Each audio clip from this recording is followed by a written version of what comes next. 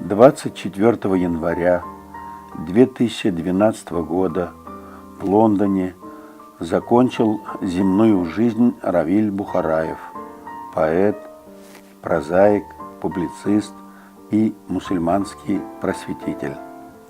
Теперь, 5 лет спустя, для близких и друзей, для почитателей таланта начинается привыкание к жизни без Равиля Раисовича Бухараева.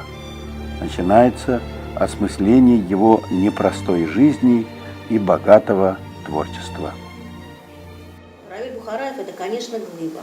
Это личность эпохи Возрождения, потому что он умел очень многое. Вот. И я изучила официальную биографию Равиля Раисовича, и там написано, что среди не очень, кстати, многочисленных наград, хотя они очень высокие, есть орден Единения. Это орден, учрежденный Организацией Объединенных Наций, и была вручена ему в 2011 году за объединение человечества. То есть Равиль Раисович – фигура объединяющая. Даже вот то, что мы собрались с одной стороны узким, а с другой стороны не очень узким, учитывая вот масштаб и авторитет всех присутствующих здесь людей, нашим кругом, это тоже свидетельство того, что Равиль Раисович продолжает объединять и нести свою миссию объединения и просвещения, развития литературы. Впервые я услышала о нем в конце 80-х на занятиях в Арсе у Николая Беляева. И тогда, это были такие остатки, социалистические остатки, и вот нам, членам Литобъединения Арс, раздали приглашение на съезд Союза писателей Татарская ССР, похоже, да, еще тогда. Вот. И мы пришли, нас было человек 5-6, и вот я тогда впервые увидела очень красивого мужчину, замечательного поэта, как поэта я его уже знала. Вот. Потом я была в ЦДЛ, случайно оказалась на его юбилейном вечере в ЦДЛ, когда ему исполнилось 50 лет. Вот. И там выступал Евгений Рейн, и мне запомнилось именно его выступление, и он говорил о том, что если бы убрать все, что сделал Равиль Бухараев, и оставить только переводы, то он уже пошел в литературу, то есть 50 лет. И последний его приезд, за что ему огромная благодарность, то есть вот уже какой-то совсем личностный момент пошел, когда он приехал на первый фестиваль имени Лобачевского. Он проходил в Казани в 2011 году 2-4 декабря. Это был первый фестиваль Лобачевского, поэтический фестиваль, когда многие крутили пальцем у виска, говоря о том, что поэзия и математика, что тут общего. И вот как раз Равиль Раисович очень помог, его вообще восхищение привела вот эта идея фестиваля, неевклидовой поэзии, то есть поисков взаимосвязи и закономерностей между математикой и наукой, между неевклидовой геометрией и поэзией. Он выступал на конференции, которая называлась «Влияние неевклидовой геометрии на художественное сознание». И тогда с ним познакомились многие московские поэты.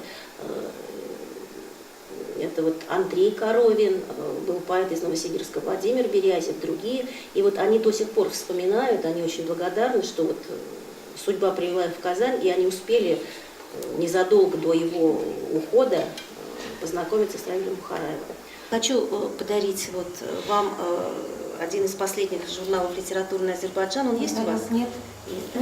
Мне прислала его Алина Талыпова, она там работает за отделом поэзии. Она опубликовала его отрывок «Гость случайный», вот открывается этот номер, и статья и стихи его памяти. И вот я зачитаю коротенькое, да, то есть как бы она заочно, можно сказать, участвует. Алина Талыпова, она известный поэт, критик, публицист, она бывала в Казани неоднократно. Она пишет: «Я и сегодня искренне благодарна Равилю Раисовичу за ту беседу.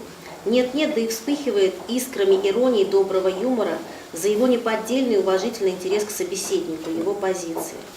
Обладатель великого множества самых престижных международных литературных наград, член всемирных и международных академий, культурных обществ, народный и почетный и т.д. и т.п., он был совершенно лишен всяческого гонора и фанаберии, увы, так свойственной некоторым нашим звезданутым современникам, намного более мелкого калибра.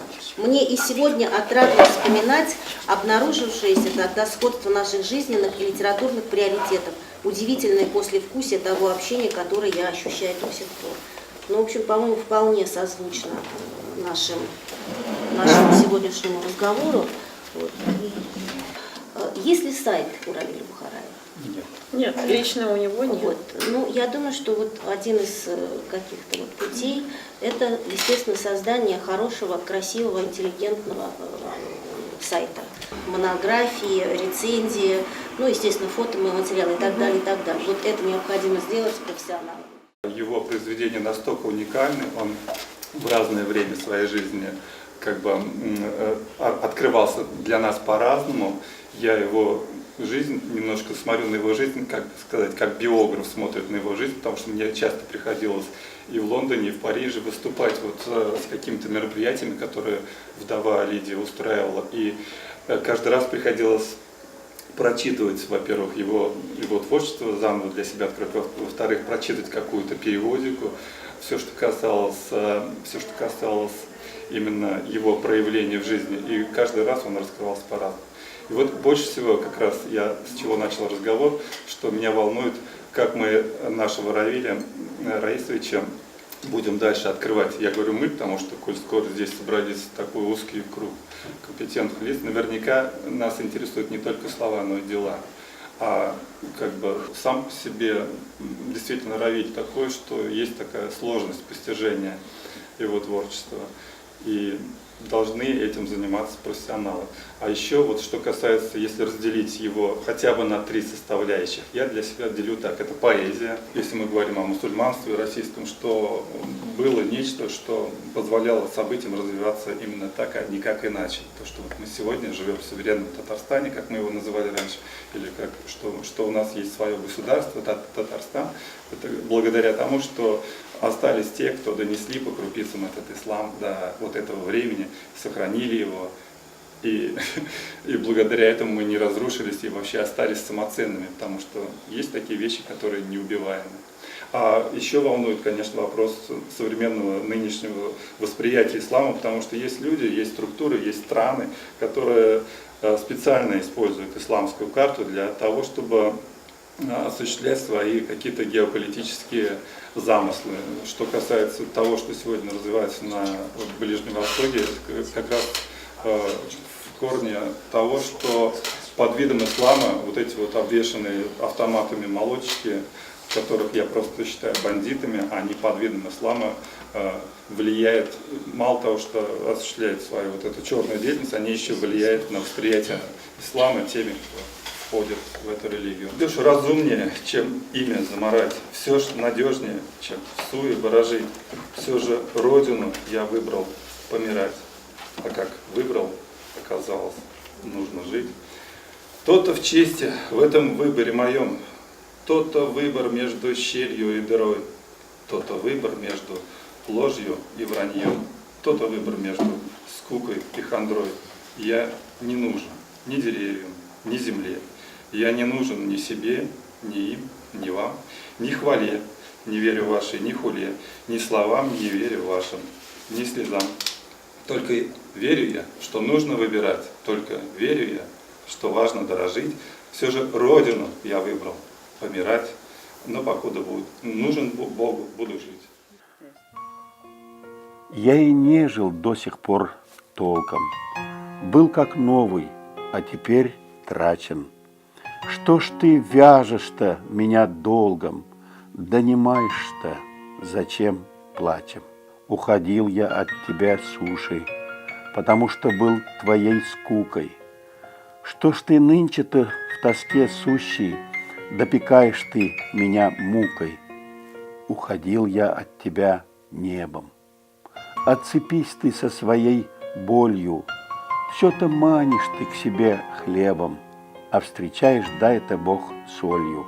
Уходил я от тебя морем, загибался под чужим кровом.